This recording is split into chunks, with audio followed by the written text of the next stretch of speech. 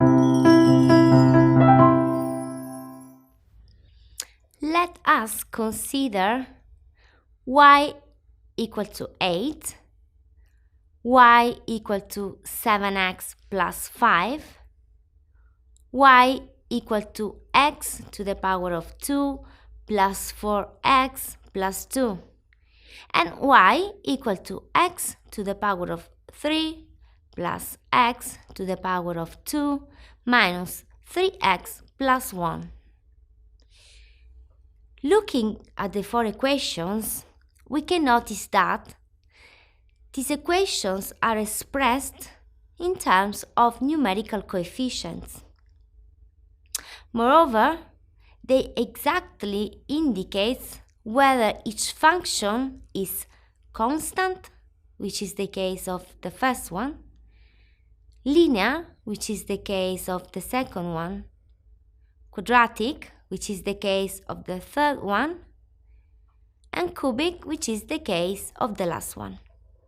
It is obvious that since the nature of these functions is numerical, also the solutions of the model based on them will be numerical.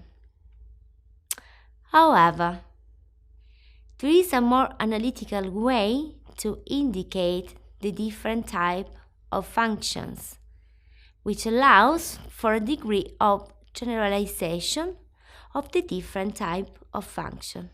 That is, y equal to a, y equal to a plus bx, y equal to a plus bx plus cx to the power of 2, y equal to a plus bx plus cx to the power of 2 plus dx to the power of 3. In order to reach an even higher degree of generalization, we use the general function statement, which is y equal to f of x or z equal to g of x and y. The latter is for the function with two variables.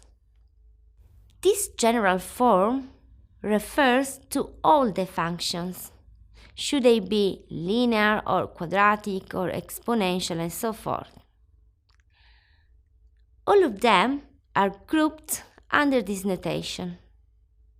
Therefore, this formulation in turn allows for the most general applicability.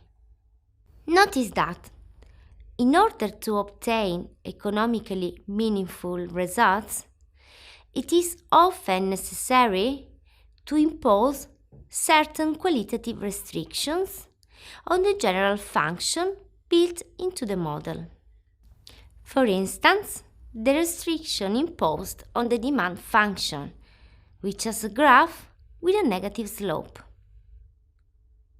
Also, the restriction imposed on the consumption function, which instead has a graph with a positive slope.